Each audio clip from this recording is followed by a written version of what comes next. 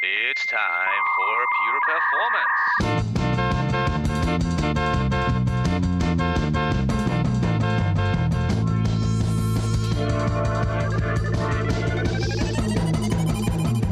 Get your stopwatches ready. It's time for Pure Performance with Andy Grabner and Brian Wilson.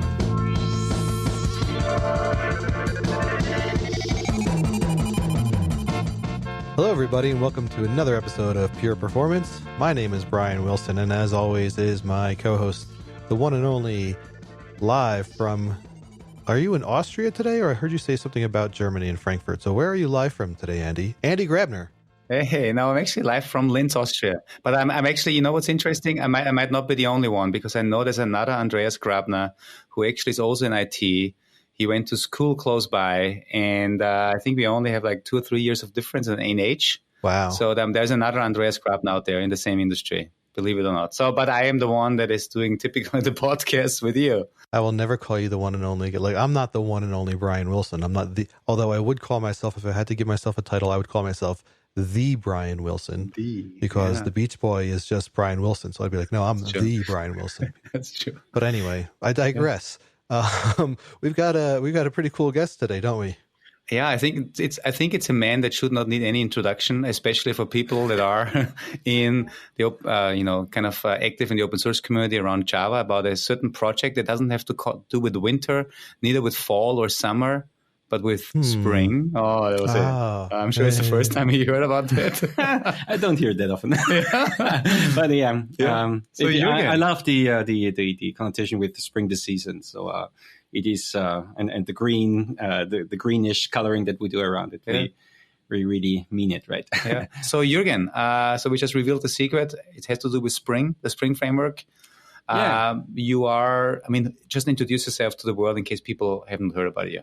Yeah, just in a nutshell, I've been doing what I'm doing for quite a long time. I've co-founded what became the Spring Framework project back in early 2003, and I've been serving as the core project lead, doing the release management, everything around it, and quite a bit of the core development ever since. Right, so I have had my responsibilities, my core responsibilities for 16 years and counting, and I've been doing lots of things on the side. So I go out there to conferences talking about Spring and what we're doing at the core Spring Framework level.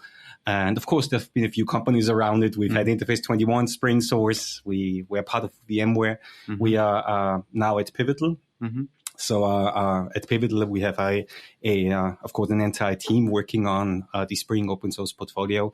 And I've got a team of roughly 6 people working on the core framework with me, and plenty of other engineers working on other Spring projects like Spring Data, Spring Boot, and Spring Integration. All of those projects have their own dedicated teams. So I'm literally working on the core framework of it all, right? Yeah. On the core of the stack. Wow. Yeah.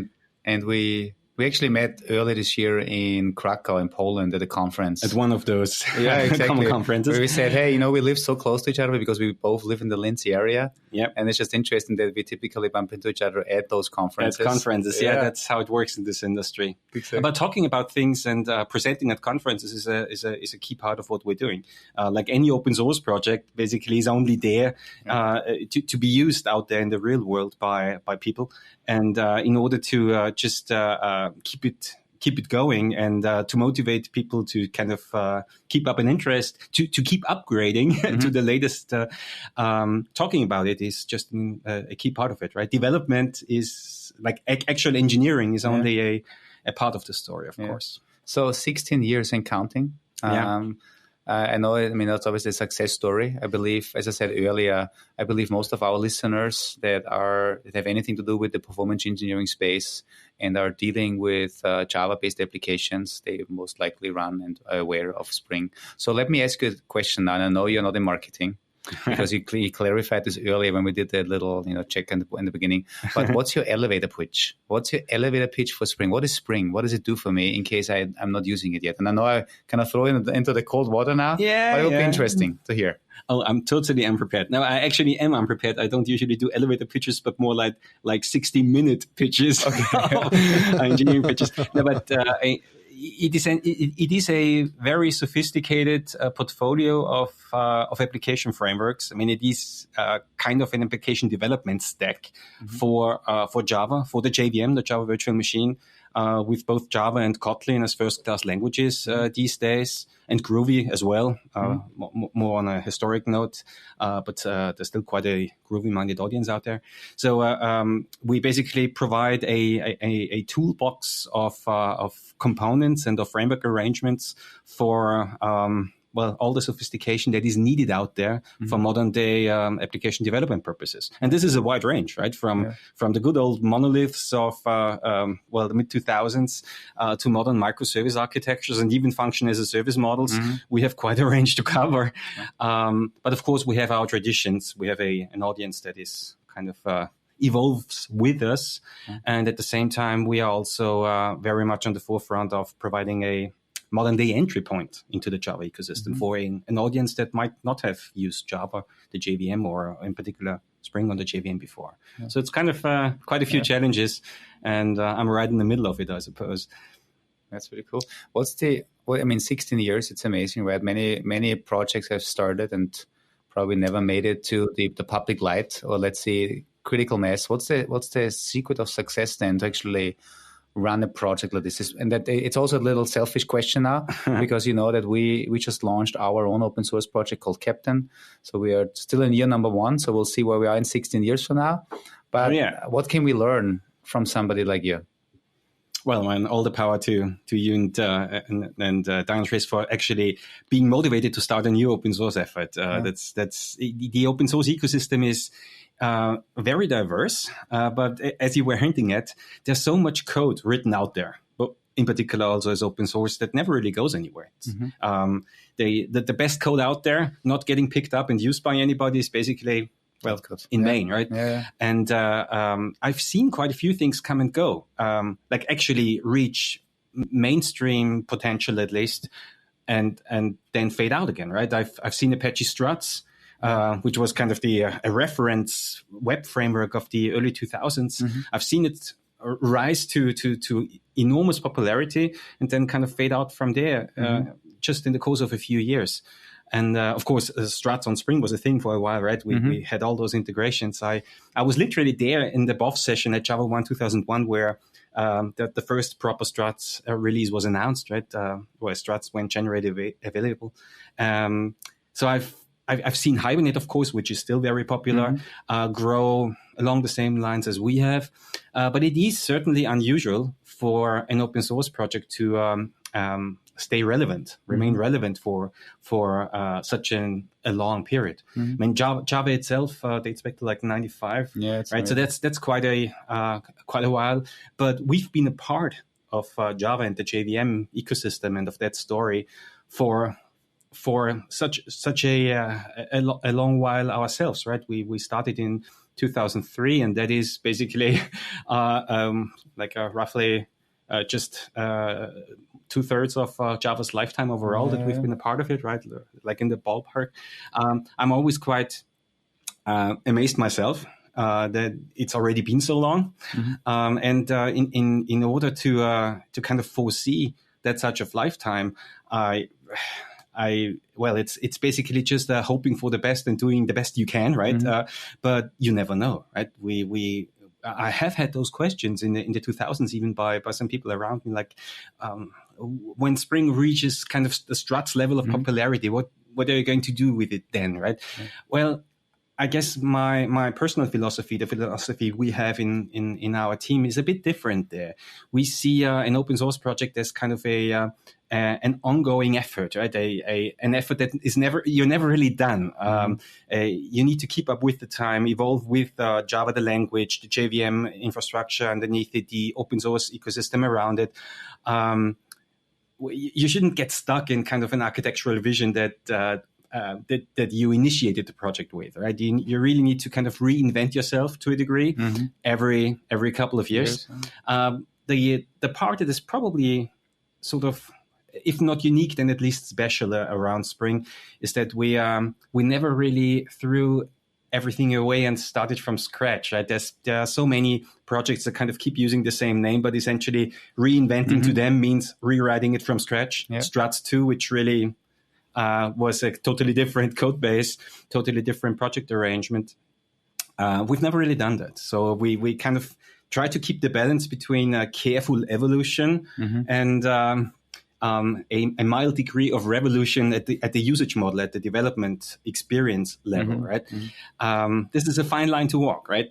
Without breaking all the integrations that we have, because Spring is a very integrative affair. We have so many integrations with other open source projects, with commercial infrastructure, with all the application servers of the day out there. Some of them we maintain. Some of them, and actually a lot of them, are maintained by third parties, by the corresponding vendors, by open source volunteers. Anything we do that breaks like a wide range of those people out there would backfire quickly. So that's the fine line, right? Yeah. So keeping up not only the APIs but also the SPIs within the framework, while you evolve towards a direction that you want to go is the challenge that I'm personally also very up to. Of course, there's always a little bit of an itch, right? What if I was starting from scratch? Would I do this differently? Of course, you would always do it differently to some degree. But personally, I really appreciate the challenge of evolving an existing arrangement, a very sophisticated, complex arrangement. It's a different challenge, but something I'm personally very up to. I find it exciting to kind of move it forward from where it is to where we want to have it, and to take our community with us. If we go in a direction and the community is stuck on some old version of Spring and basically doesn't follow, then we've also failed, right? Yeah, we've done something wrong. And we've seen that in the Java space just recently. There's this quite radical change around the OpenJDK release cadence with Java 8 as the last traditional major release, very established out there in the industry. And then there's basically Java 9 and higher. And there's really a bit of a gap, right, in the community there between all the people on Java 8 in production and the more ambitious or I don't know how to classify them really, but a different part of the community that has made the jump to Java 9 and higher and follows along and is now on Java 13 recently released and knocks on our door and saying, what about Java 13 compatibility, right? There's really quite a diverse audience out there. And our challenge is to keep all of them happy, right? Brian, did you want to say something? I'm sorry. Oh no, I didn't interrupt, but yeah, I did actually have a question. So you mentioned it started in 2003. So I'm gonna make a music analogy here because that's more my background. So typically, if you think about like a band, right, something that's not a corporate, songwriting team, a standard band goes through some growth. They have their early fans. People are keeping them afloat. Then they get more popular. But a lot of people don't hear about them until suddenly they have a breakthrough and they get on the radio, or maybe they're on top 40 or something. With Spring, you've been around since 2003. I'm kind of like the grandfather who only hears the hits on the radio, right? So, in my position, so I'm, we're dealing with, monitoring software. So I see what our customers are using when we go in there. And I'd say, Spring really started becoming noticed, at least from my side, from the commoner side, in the last 3 or 4 years. Which is that's an interesting observation. Far push out from 2003. And this is like an enterprise and all that. But thinking back from 2003 till now, was there a time when was there a performance need where you kind of hit critical mass and it just started taking off, or has it just been a really slow, steady, stream of increase? Yeah. It was that compelling moment and compelling event, right? Something like that. That's an interesting question to reason about, because there have been several points that kind of where we had a bit of a jump start into the enterprise in particular, but there's also a strong, steady growth. I mean, if we just take the download numbers, basically they just kept going up, and in the original days, we've always been monitoring them like every morning. Yeah. But there have been a few key events. Back, was that in 2007, when IBM made Spring a first-class citizen on the WebSphere stack and kind of had official guidance, like even community pages with for how to use Spring and Hibernate on WebSphere application server. That we saw a significant boost of interest from a certain part of the community out there, of course, at that point. When we started really getting into specific fields of enterprise integrations, launching the Spring integration project, launching Spring Batch, almost a bit of a unique kind of affair in the open source ecosystem. You only had commercial choices before, commercial development models, and now you had an open source project for these really enterprisey areas. That was quite a boost. And of course, and that might explain your observation, Brian, the launch of Spring Boot in like 2013, early 2014, when it went GA. Spring Boot, of course, just re-energized the entire community that we already had, and also attracted a lot of new people, and kind of enabled a lot of different architectural models. So even if we don't call it, we never called it a microservice framework. We don't actually use the term microservice much at all ourselves, but it turned out to be a really good fit for microservice-oriented architectures.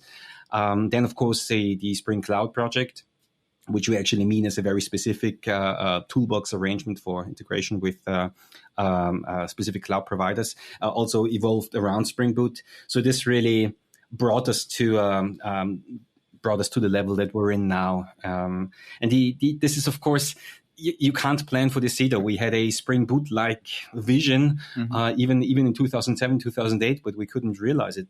We couldn't turn it into a product that we really felt comfortable with at the time. We had a few attempts.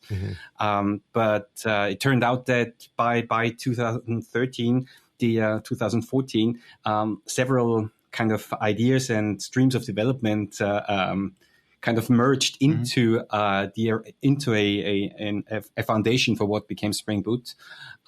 So in retrospect, that's probably the key event in recent years that really changed everything. In the meantime, we have just rough indications that we use here, but at least half of half of the Spring user base out there is using Spring Boot. With newly started projects, it's probably more than half. In the meantime, we have the start.spring.io project generator, which kind of followed right after Boot or along with the launch of Spring Boot. That turned out to be very popular, just because it's a great developer experience. I mean, that's what it's in the end comes for me, right? As a framework that allows developers to build better apps faster, newer apps faster, manage the dependencies for them. Yeah, but it's a great developer experience, and I think that's also, at least that's what I would contribute to one of the success factors. Right? If you're building a framework for developers, how can you differentiate to others? By giving a first-class developer experience. If you can improve productivity, right? If you provide something that actually solves the problem in a very convenient way, and if you have a large community, obviously, that supports it, and the tool integrations, I mean, that's a lot of ingredients for success. It is also an interesting balance there that we are not entirely focused on Spring Boot, but we, of course, we recognize it as what it is, right? The primary entry point, the very popular entry point, and the very popular kind of stack enabler out there. But at the same time, we know that we have a quite large audience, both historically and to the day, that builds kind of their own in-house framework variants, distributions that are Spring Framework based, use Spring Security, maybe Spring Webflow back in the time, and combine it into a sort of in-house framework distribution. They try to use as many open source components as possible, of course, but that was part of what we originally did. Our competition in the mid-2000s basically were in-house frameworks most of the time. So we saw a lot of migrations from custom in-house frameworks to Spring-based open source stacks that replace those in-house frameworks. But they are still oftentimes managed by architectural groups within larger corporations that do their own thing and have their own guidance, their own project templates, their own whatever it is, right? So with everything we're doing in the individual open source projects, both at the Spring Framework level and others in our portfolio, we know that we also need to keep those arrangements happy, right? They sometimes make different choices, go different ways from where Spring Boot is or where Spring Boot wants to go. So that's also kind of interesting for me that at the core framework level, a key part of what we're doing is enabling Spring Boot to do what it so successfully does. But we also need to keep empowering all those other groups out there. In all those geographies, we of course, we know a lot of them. Not everybody tells us that they're doing this, but over those 15 years, a lot of those people got in touch with us in one form or the other. Like at our conferences, Spring One, Spring IO Day, we often get in touch with them. So it's always interesting to see what people do with a framework. If the framework is not all that opinionated, this toolbox philosophy at the core framework level, at the core project level, really is meant to empower such custom arrangements, whereas Spring Boot is more of a bit more of an opinionated framework with a predefined dependency arrangement, with a strong guidance towards certain kinds of architectures. It's a perfect combination for us, right? There's a strong, large audience for both of those philosophies.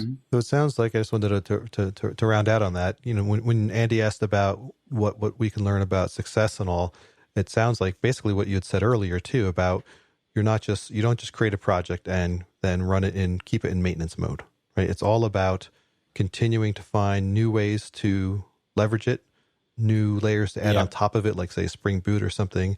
And not only that, and I don't remember if you said this during the recording or before the recording, not just creating these things, but getting people out there and talking about them, getting them to the conferences, getting someone like Josh Long with his crazy sense of humor to go do these Spring Boot demonstrations and really invigorate the crowd and make them laugh and say, hey, that looks easy, and incorporate it. So it's a combination of not resting on your laurels, not falling into the temptation of going into like maintenance mode, but really just pushing for new things that you can do, new ways you can fit it in, even if it's not the core. Like as you said, microservices were not the core of what you're looking to do, but it just happened to fit it well. So, hey, let's introduce it to microservices concepts and push it out there. And then people say, hey, I can use this for microservices. Great. You know, and I think that's really part of the success. Things turn out to be a good fit, even if you haven't specifically planned for it, right? So there's always a degree of luck.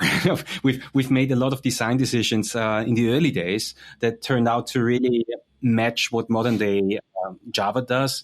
Like back in 2004, in that time frame, the template classes that we have, JDBC template, transaction template, those callback models where you pass a callback in and it would execute it under a specific context with anonymous inner classes in Java, that was always a little bit unpleasant to code, right? But we believed in the model behind it, like this inversion of control arrangement, passing off callbacks to framework code. And of course, then fast forward to like 2014 Java 8 with its functional kind of design that it brought into the Java language and in particular into the core Java APIs. It turns out that the exact convention that we've been using for our callback interfaces, in 2004, are naturally compatible with the functional interface conventions that they introduced in Java 8. So you could immediately, without any change to our existing interfaces, you could use them with Lambda expressions and method references if you chose to use Java 8. So sometimes things just fall into place and kind of naturally match because there's bit of a shared design philosophy that kind of goes together, but it took almost 10 years for that to happen. So that's the part that you certainly can't plan for. But there's also there's quite a few things you can do, right? That you can actively aim for, and empowering a community to participate in what you're doing. And community means many things. That can be open source contributors, can be students at universities. It can in particular be other companies, right? Partners, small companies or the largest corporations out there, embracing all the interests and the contributions that they might have, and having a fair degree of involvement where basically they can be a stakeholder like everybody else, not like first-class stakeholders and second-class stakeholders out there, but really trying to treat everybody as kind of a natural citizen of your ecosystem. That is something we've really been aiming for. We've never really had, fortunately, the constraints that we need to kind of work for a particular stack as our primary target. We've always had this kind of very stakeholder level open source philosophy that we were allowed to work with, even when we've been part of larger corporations like at VMware, or even Pivotal is a reasonably large corporation, and being allowed to wear an open source, a stakeholder-oriented open source hat when you make decisions around the open source project, when you reach out to the stakeholders, to the community in terms of direction or in terms of feedback, trying to understand where they're going, being able to work with all the options that are out there that people are using, and not having to prefer a certain option just because it happens to be a key product that a particular corporation is doing. That is an important part. It's a fine line, of course, because at the same time, an open source project needs to be sponsored. It is effectively a strong form of sponsoring, right? The open source engineers basically work for the community, but are paid by a company, out of a revenue stream that may be very immediate, like back in the days, it was in our early days, it was trainings that we've been doing, consulting gigs that we are doing, that sort of thing. Our early attempts at subscription models. These days, it is mostly subscription models. Pivotal with its cloud native subscription, now the Pivotal Spring runtime subscription, those are really subscription models at a larger scale for larger stacks that we are a key part of. We are the entry point into the Java personality of quite a few stacks out there. And the kind of model around it sponsors the open source development underneath. That is, of course, in the early days, in the early 2000s, it was a challenge to come up with a business model that really allows for sustainable open source development. There were no references really where this worked to a particular degree. If we're looking at the modern day Java ecosystem out there, basically everybody does sponsored open source projects, professional open source as it's sometimes called. Just look at what Red Hat is doing. Pivotal is open source in its DNA from the ground up. Everything that Pivotal is doing basically is open source based. There and even modern day Microsoft, right? Everywhere you get sponsoring of open source projects that are a natural part of the stack products that are being used out there. So that's the way we are working today. But personally, that's the part I appreciate most, is that we've always had this degree of sponsorship all the way through, with different business models around us. Some of them very close to us, some of them rather indirect. But it always worked up to this day. We have a constant stream of engineering sponsorship all across 16 years. And that is, I'm really grateful for that to have turned out like this. And of course, there has always been a strong support from certain groups, certain companies, certain people that just helped us all the way through. Open source business models are still not easy, but it's certainly more established now in 2019 than it was like 15 years ago. So it's also a degree of freedom on our end. We are now entirely focused on open source engineering. Occasionally we go out to conferences and talk about things. Occasionally we record podcasts. It's actually not that common. But we are very open source engineering focused.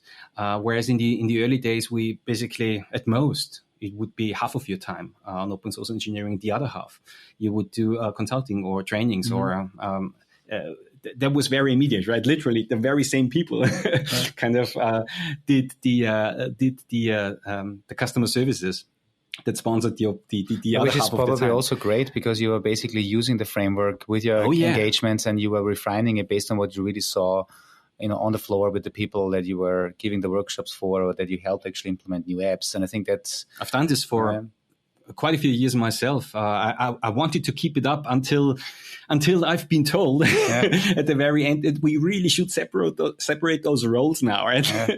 That was very late in the game, actually, because it's a very, very direct insight, very immediate insight into what people are doing. It's the fastest feedback loop too, right? Oh yeah, just sit next to somebody who tries to use your stuff and see where things break for them, right? Where it's not as intuitive as it should be to them.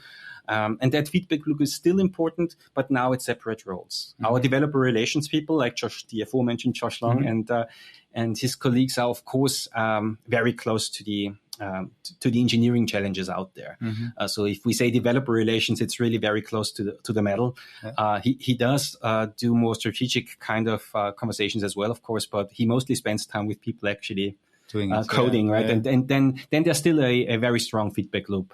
Mm-hmm. from their side. Mm-hmm. But I have a certain love for the period back then where we've been very immediately involved with customer projects ourselves. Mm-hmm. Cool. So, I mean, what I take back from this conversation and like the history now, a couple of things. Because I want to learn, right? Like I said, I'm selfish. I want to learn how can we do an open source project. Maybe listeners that think, hey, they have a project internally. Does it make sense to open source it? If to open source it, what do we need to take care of? I think what I learned is, especially if you build frameworks that help, our software industry, developer experience is key. I also, from the Spring Boot, what you said, it's a more opinionated approach, which means it gives you less freedom, but the still thing is it pushes people into the direction that you think things have to be done. That's also what we do with Captain. Mm-hmm. It's an opinionated, control plane for delivering cloud native applications and doing automated operations. So we kind of went that approach. I think we are also focusing on developer experience and then now preaching it out there, right? We also get, we're working with companies to get early feedback. I think that's important. That's what I hear as well, because only if you get the feedback, you actually know if you're building the right thing, and then they can direct you. And we get the sponsorship also in our case now from Dynatrace, which is great, right? So. And essential, right? Because you've been hinting at it before. It's kind of dropping it out there and turning it into maintenance mode is kind of, that's a way of getting rid of something, right? But it's not a strategy for a sustainable community. So it's the initial launch, the initial release of a drop of open source code on GitHub or wherever is a starting point, not the end of a process, right? Exactly. Of course, back in our days, that wasn't GitHub; it was SourceForge, right? Yeah. we set up a SourceForge project with the code that Rod Johnson initially had coming as a download with a book. So no GitHub back then, but of course we have been on GitHub now for many years, and we are very happy with this engaging model that those platforms have, where it's so easy for people to contribute. Sending a pull request, is really a very straightforward way of contributing. But it worked all the way through for us.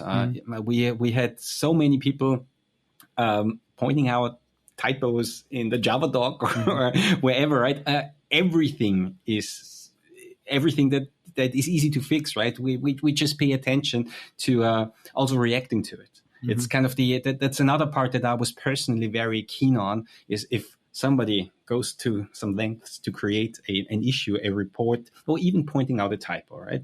Then the minimum we can do is to kind of get back to them, respond. And if it's trivial, straightforward to merge, whatever, then do so in a timely fashion, right? Not just letting it pile up until you have an unmanageable amount of thousands of issues that you're never going to go through. And also people lose interest, because if they see there's actually nothing happening with the comments, with the feedback, then, why contribute? Why try to contribute if nobody's listening anyway? Why would they follow up with anything?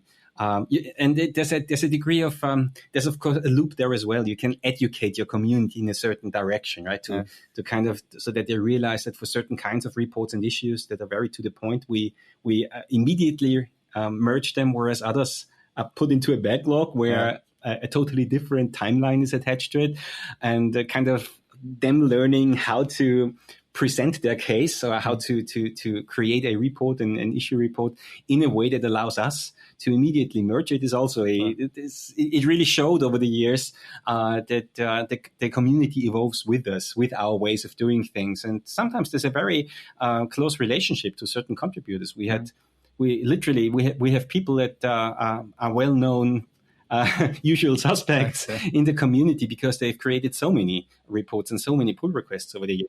Sometimes they even come in like in a batch, like with last year there was like 50 pull requests from the same contributor from Russia within like 3 or 4 months maybe, right? So like it was even internally called a denial of service attack on us, on me specifically, actually, because it was very core container oriented. But I didn't see it as that at all, right? It is, of course, it is effort on our end to digest all of those. We have to go through every single pull request and triage it and merge it. There's effort attached, but that is totally worth it. Yeah. It helps you increase the quality, right? I mean, basically, you're driving the product into the right direction to the people out there can actually use it. And I mean, that's what it is, right? It's best feedback. What better kind of feedback can you have than I have this specific issue, and if you fix it for me, it's really going to help me. I mean, that's as immediate as it gets, right? Yeah, exactly. So I have a lot of love for the for those details. Sometimes it is details. I mean, sometimes it is an overloaded method that they would really appreciate having at that point, or just something minor that is easy enough to do, but really helps them and makes them basically happy, or even in some cases enables a certain integration that otherwise would be awkward to accomplish. Reacting to those and prioritizing those kinds of reports is something we've been explicitly doing almost at any point of the lifetime of the framework. We have our own ideas, our own vision, our own things we really want to get in. But sometimes we put those on the back burner in certain periods, focusing entirely on user reports, because our strategic vision is just less attached to a particular timeline, whereas somebody creating a report would probably really benefit from getting this in a timely fashion. They might actually have that problem right now. They need a solution soon, and they will really appreciate it if it rolls into the next maintenance release, maybe 2, 3, 4, 5 weeks away, right? And not like in a year later. Yeah. Wow, I mean, it's interesting. So unfortunately, I'm the only one that they can actually see Juergen while he's speaking, because I stand half a meter away from him because we're connected with my little headset here. It was interesting because before we started, you said, well, you normally don't do podcasts. You're not really that kind of guy for marketing, right? You're a core engineer. But it's amazing to see your passion when you move around. That's also why. Yeah, no, definitely. That's why I don't want to stop you, because you have a lot of obviously experience and history with this project, and so you can give a lot back to the community. And also, I like what you just said, but it is extremely important that people contribute to open source, and this is an encouragement to everyone that wants to contribute. Make sure that you are, giving your pull request. Making a pull request, giving your comments, because that's the way you can actually make an impact, right? And if there are open source projects that are not that well maintained, and you don't see things up there getting picked up, well, then maybe it was the wrong thing, and then you focus on another community that actually takes you more serious, right? I think that's what I learned as well. Yeah. And I'd also add to that, Andy, that, obviously a lot of people, like, how do you, myself, I'd be like, oh, well, I don't know what I'm doing. No one's going to take my contribution, but submit it. The more you submit, the better you'll get, and maybe you'll get some feedback on them. If the project's being maintained well, they'll probably say, hey, we're not going to accept this because of X, Y, and Z, and you improve. And over the course of time, suddenly you start getting into the category where they are getting accepted. And you got to start somewhere. So to your point, just start doing it. And at the same time, to anyone considering such contributions, don't be afraid of submitting it. But also, if there's no immediate reaction, that might not be very, very telling, right? It might just mean that there's a lot of issues created, and the developers, the engineers, are really busy with stuff. So a careful reminder occasionally, just a comment on an issue that might be a couple of months old, even, right? A comment that says like, I have that problem, even from somebody else. Yeah. I also have that problem. I still have that problem. It would so all the notes, in particular, if somebody considers creating an issue, just looking through the open issues, somebody might already have reported the same issue. And but don't stop at that point. Basically, add your context, your perspective, or even just yes, I care too. It's a problem for me as well. We actually look at those comments, right? At least recently updated. Yeah. It's kind of, we notice if there's a comment, and we take them as a form of escalation. Sort of, okay, the more people really care and the more timely this feedback comes in, the higher the chances that we'll take the time to roll it into the next maintenance release, and we really differentiate between our immediate upcoming release as opposed to the backlog, right? Yeah. So just a little hint, any such comments, and in particular from several sides, such comments might put it back into the immediate bunch of issues that we deal with. There are no guarantees, of course. I mean, there's a strong human factor involved. We are not too many people. We are roughly like 6 in the core framework group. So obviously it's sometimes like right now, basically in this period up until our Spring 1 platform conference in early October. It's always very, very, very busy, right? And there's a chance that comments or issues created now are not going to see a reaction for a week or 2 or 3 until after the conference. But we'll get back to it, right? We're very carefully managing our issue tracker so that we don't miss anything. So if we know that there are certain periods where we can't pay immediate attention, but then, of course, the modern day tools that we have for managing an open source project out there really allow us to get back to it, right? And GitHub is, of course, also very enabling for others to step in. There might be, in the meantime, while we don't quite get to it yet, somebody else might come in and suggest a workaround, or even maybe diving in and suggesting a patch to an issue somebody else reported. So that's all very cool, right? This it goes all those ways. Immediate reaction from us is we would like to do it every time, but doesn't work out every time. But the community and many common contributors stepping in is equally great. So Juergen, I mean, there's a lot of great stuff that you just talked about. We learned a lot about the Spring Framework history. I'm sure we could go on forever, and I know there's some other topics we also want to talk about, right? We kind of wrote down a little list, and maybe glancing over that list, and then, we'll see how deep we go, or maybe we'll fill another episode. But what else is going on it's important for you? There's the strongest trend that we are seeing, that I'm seeing in the Java ecosystem, is this kind of totally different new degree of energy, of innovation that comes in at the runtime level. For the longest time, the Java virtual machine was basically, it was there. There were iterations every couple of years. It got a new major release, but that was basically it. Innovation was mostly happening on top of the current JVM baseline, within the established baseline in the industry. But now, we have a new release model in OpenJDK, a release every half year. That doesn't necessarily mean that there's more happening. It just means we get things a little earlier and in smaller slices.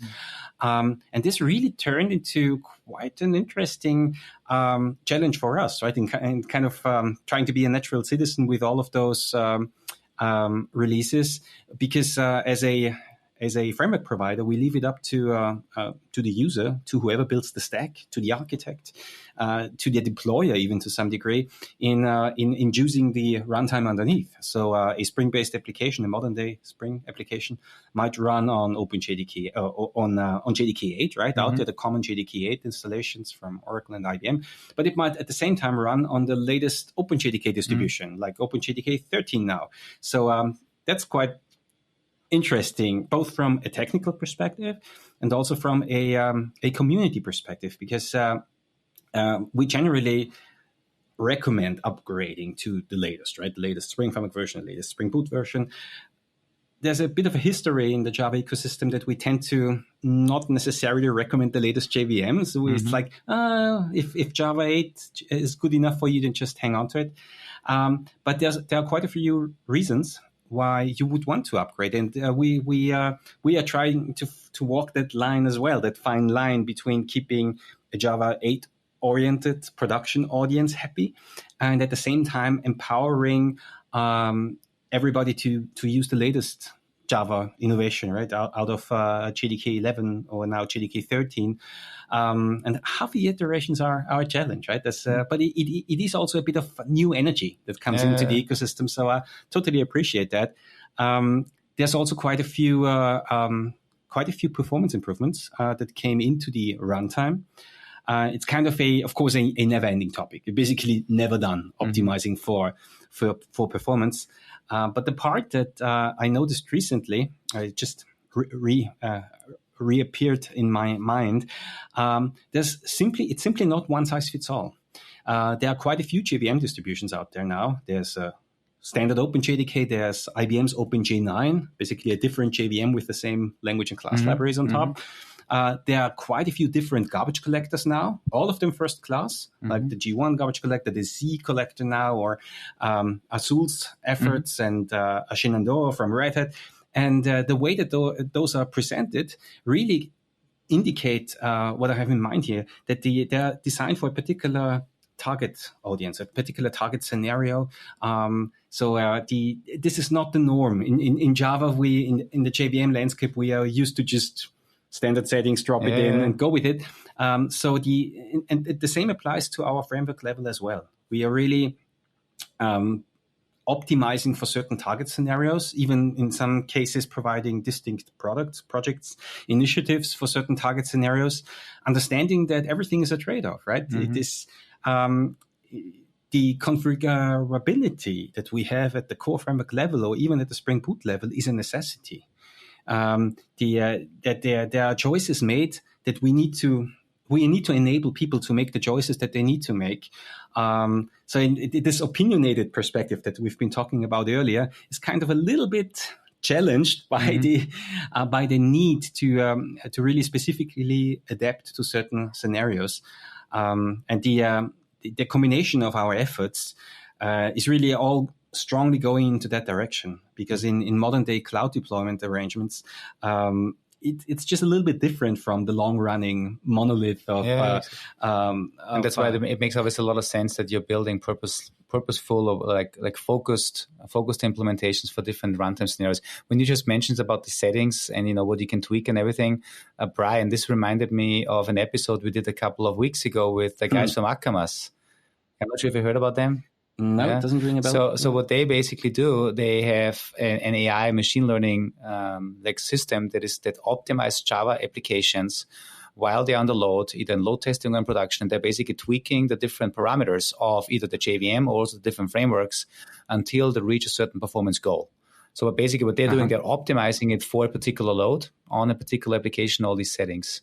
I think that's it's an Italian-based company called Akamas. Really cool stuff. Yeah, like besides your heaps and all that, he was saying there's I think 700 configurations that are available in a JVM. Oh yeah. So it's I only knew about the small handful that you normally see. So the idea is let's let the machines figure it out and tweak all these things until you find the optimal setting. Sort of really cool idea. Yeah. It is. I mean, it sounds totally cool. I mean, it is non-trivial to make those choices and to tune those for those scenarios, and it doesn't get easier with the different distributions that we have now, right? In Java land, we are now basically going into a Linux sort of world where there are different JVM distributions from different entities out there. That can be a very cool thing, because it's specifically optimized for certain scenarios, but it can also be a bit daunting, right? When you to a newcomer, to a new entrant, it's all those options. And we're right in the middle of it, also trying to provide some guidance. Well, it's also not only that for if you're a newcomer, you have to pick, but also for a vendor, like a framework vendor or like a tool vendor. So how do I optimize for all the different platforms? Do you even test against all of those? Yeah. Right? Which ones do I support, right? Which ones are going to be popular? Which ones are not going to be popular? I mean, And the most radical one that we're currently dealing with is GraalVM from Oracle itself. Yeah. Since Oracle, of course, runs OpenJDK, the traditional hotspot arrangement, but GraalVM comes from a different group. Some of them actually based in the very city we're in Austria.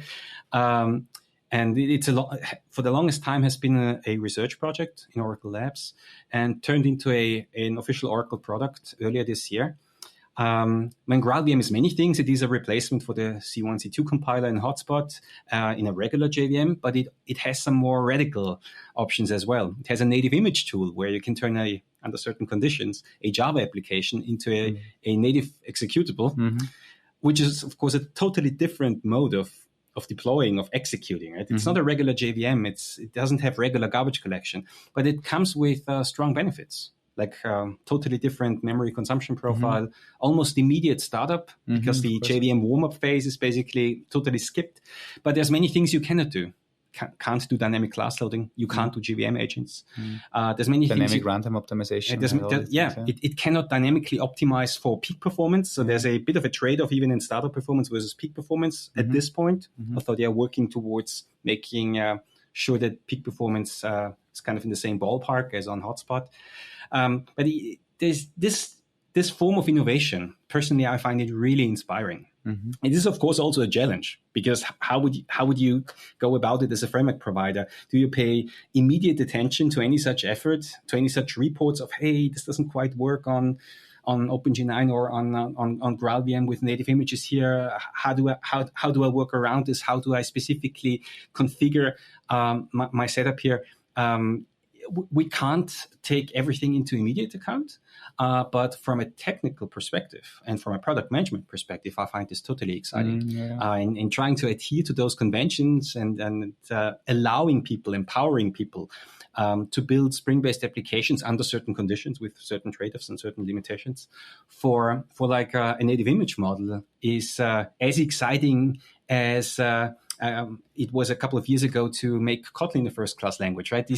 I find this exciting from a technical perspective because it really challenges the framework and the core facilities that we have in interesting ways, but also from a community perspective and kind of not forcing people to use Kotlin or forcing people to do native images or forcing people to be totally cloud-native oriented, but kind of empowering to make those choices and to combine those stack options if it makes sense for them, if it fits for their purposes, for the architectures that they're aiming for. And it's an exciting time to be in the Java industry, in the JVM ecosystem, because of all of those things happening basically right now, and having a mainstream appeal by 2020, right? The Kotlin still has a strong upwards trend. Kotlin now has coroutines as a first-class language feature, something we find really exciting for our reactive stack options. GraalVM is really still a bit of an early adopter product at this point, but by next year, by this time next year, we might already have seen certain niches, at least in the industry, being very, very focused on what GraalVM can provide to them.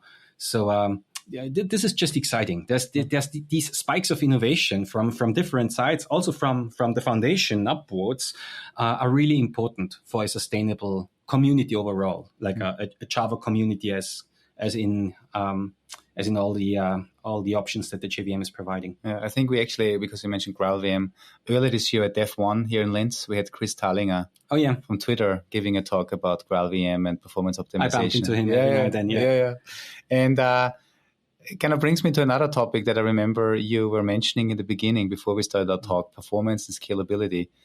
You are an engineer by heart, right? You are, and again, this is something that you do just maybe doing me a favor, like doing these podcasts, but it's not your regular day job that you do.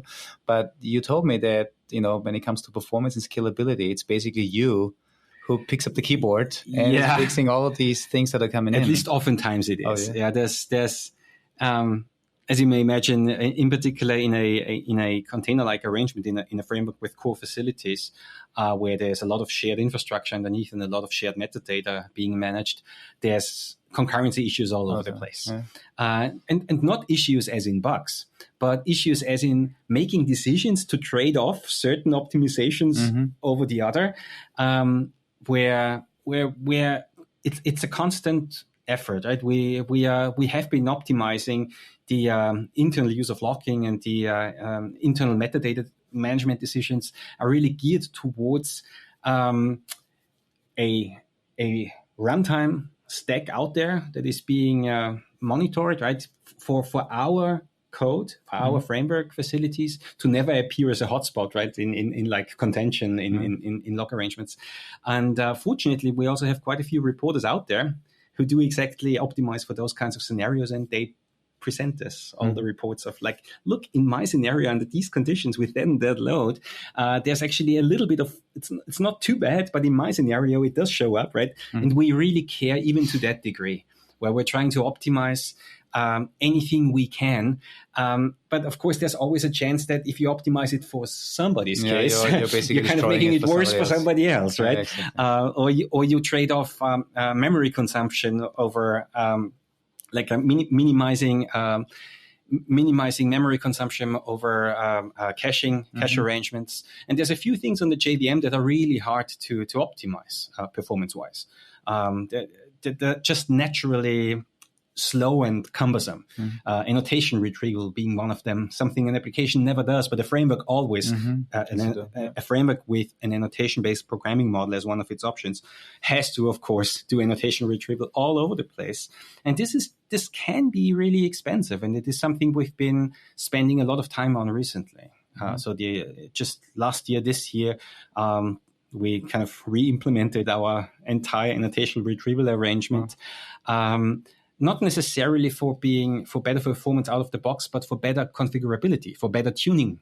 So the kind of we often refactor towards an arrangement where people can customize things if they recognize that certain things are an actual hotspot for them. Because us making decisions of trade-offs between those performance optimizations is sometimes not the right thing to do. Leaving it up to whoever builds the stack and whoever tunes the JVM and the entire stack anyway, leaving it up to them, giving them hooks, giving them options in fine-tuning the performance relevant behavior that we have in the core container or in the core web stack is a path that we've been going towards.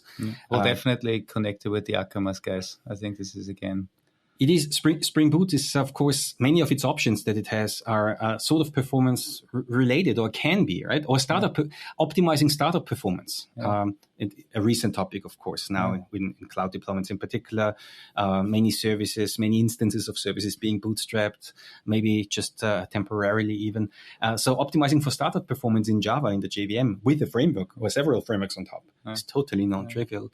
And that's also why we, of course, are strongly interested in what GraalVM native images can provide us. But at the same time, we know that the mainstream is, of course, on regular OpenJDK. So the out-of-the-box performance needs to be optimized for those scenarios. And in terms of what we've been doing recently in Spring Framework 5.1 and 5.2, many of those optimizations, fortunately, turn out to be transparent benefits. Basically, take an existing application unchanged, upgrade to a newer version of the core framework underneath, and startup is just naturally faster, or some peak performance points are naturally optimized. That is the ideal scenario. We've also learned that in quite a few cases, it does have an impact onto the application's design. So there's just a degree of performance optimizations where you hit the barrier, and you basically need cooperation from the application development team, where if you stop doing this in your components because that's really expensive, structure it slightly differently. This can be much faster, in particular the bootstrap. Or if you twist it here or there, restructure your component and your configuration arrangement just a little, then you might be closer to native image compatibility than you are now. Right? So we also need to educate people a bit that not everything can be a totally transparent optimization refactoring underneath the covers. So part of it is also that we need to provide guidance around it. So you like to optimize for certain performance characteristics. Here's how, right? And here's the facilities that we have. Some of it is your job. We can't do it for you, but we can provide guidance. In particular, guidance towards using framework facilities where it might not be entirely obvious what kind of performance impact certain design decisions within your component model has, right? It's some of those things we know what kind of effort the framework goes through in making that happen. But an application at the application development level, an application developer might not immediately realize how expensive certain component model options are. So again, another fascinating topic. I think we could talk probably for a long, long time now. I know, and this is typically a question that Brian asks at the end, but I want to actually ask it now. So you are a fountain of information, and a fountain. Yeah, I mean, like an end. I think there's maybe better words for that, but it's like next time we probably need to do a video so that I can give more of a fountain impression. So what I want to ask. So you are now by the time of this airs, I think it's probably going to be end of October. You are. How do people know where they can find you? I know you are on the conference train a little bit, not as much maybe as others, but yeah. What's the best way to get in touch with you? Because I think that's important if people have follow-up questions. I am on Twitter. I do read my Twitter profile, but I'm not an active tweeter. Okay. So it's kind of a read-only account, but I do read all the notes that I get there and all the references. It's like Spring Juergen as the Twitter handle. Other than that, the most immediate channel are our open source project facilities. Yeah. So the forum, the issue tracker are my main means of communication. And of course, there's always email. I know it's old school these days. Still, How dare I suggest email? But we all have public email addresses. It's better than sending notes with pigeons, right? Like like Harry Potter. Yeah. No, it is about being able to manage all the everyday communication that comes in, right? And the issue trackers and all those really focused facilities that we have, in our case, mostly from GitHub, are really a great help in that direction. Internally, we also have Slack, of course, and Slack channels for team communication. We are a distributed team.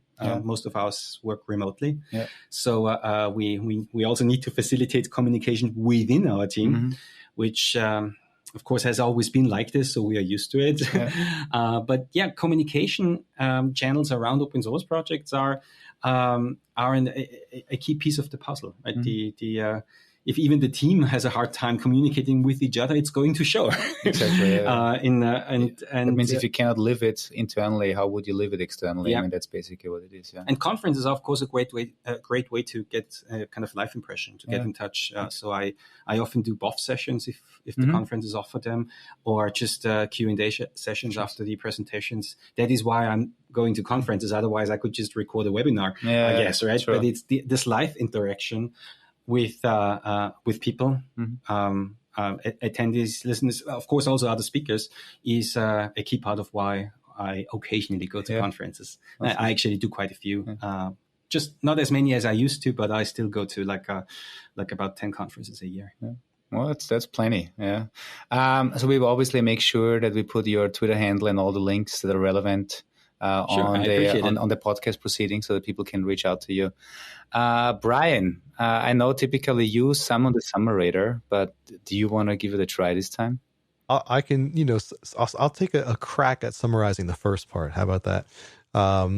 So in terms of if you're starting your own open source project or working on one currently, what we learned from Juergen today is that it's very important to keep pushing the boundaries of what you can be doing. Don't just sit back once you push it out. Keep developing it, keep adding new features, but also find creative ways that you can fit it into existing things and new things that are coming up, because that's the way it's going to be adopted. You can't just throw it out there and hope people recognize how beautiful it is. It's like any other thing, right? If you're an artist creating music or anything else, you can't just create the project and put it out there, right? If all you care about is satisfying yourself. But if you want people to use it and if you want it to be adopted, you have to get out there, you have to talk about it, you have to show people how they can use it. You have to find ways it can fit into new and upcoming feature sets that are coming out or new ways that things are to be deployed. So with that in mind, I'll wrap that up because, I tend to ramble when I do these things. That's about the best I can do in the summary there. I like the analogy with the music scene. Right. Concerts versus conferences, right? The live interaction. Oh yeah, it's true. Yeah. Or even just promoting it on social media. Like, you can't just be like, oh, I'm an artist. I'm just going to make my stuff and I'm going to get discovered. You're not going to get discovered. Part of being a successful artist in any realm, right, is you have to also be a promoter of your own stuff. And building your community, building your own community and your fan base. Yeah. And growing towards and along with your audience, right? It's also artists basically established artists already are at the end of, or in a far along that line. But for a new coming artist, you really have to find an audience and kind of grow along with them. I guess the very same is true with an open source project. But it is that commitment that you really need to have when you're into it as a maintainer, as an engineer on an open source project. You're committing yourself to sustaining and evolving the community along with your technical offering, right? It's a kind of you can't separate those things, and it requires a strong commitment. I mean, long-term commitment. My commitment might be particularly long-term with the 16 years and counting, but it is sort of, it's not something you can just throw out. It is something you have to see as several years at least of involvement, of commitment, of guidance, of direction that you're giving. And you don't know where it's going. Maybe it develops a life of its own with other people stepping in and taking key roles in the project, and you never know. But in particular for the bootstrapping phase, and that can be several years, there's a strong commitment where people expect guidance and direction from the original office, from the original project team. So the last thing that I want to say, I like it that I think you are a perfect example of somebody that sees change as an opportunity and not as a burden, because a lot of change happening in our industry, which is very exciting. And obviously with your passion to it and driving it forward, it's just phenomenal to see what we can actually do, and that individuals like you have the power to kind of become, I think I'm using one of these marketing terms, the trailblazer, that is like, like the lighthouse that is guiding the way, but really seeing the change in technology as an opportunity to build better things, to make us as an industry better, and having the passion that you have just tells me, now I understand why you're successful with it, right? And it's very nice. Yeah. Thanks. Yeah. And I know you're very busy with everything that's happening. The conference is coming up, and you constantly releases. And so thanks for taking out an hour of your time. Thanks for the invitation. I totally appreciate it and enjoyed it very much. Yeah, thank you. And I know it's an interesting setting here with us being so close because of our little headsets here. But thank you so much. And we'll post a picture later on. We took a selfie. So that people can see. I was going to say, it harkens back to the days of like Walkmans and like couples sharing the music. Like you'd see them like walking close together with one. Feels a little bit like it. Feels like it right now. Yeah, exactly. That's what it is. All right. And now hopefully, we'll have you back at some point because there's so much more stuff that you can share with the community. It's been my pleasure, and there's always something new to talk about anyway. Cool. Thank you. Thank you.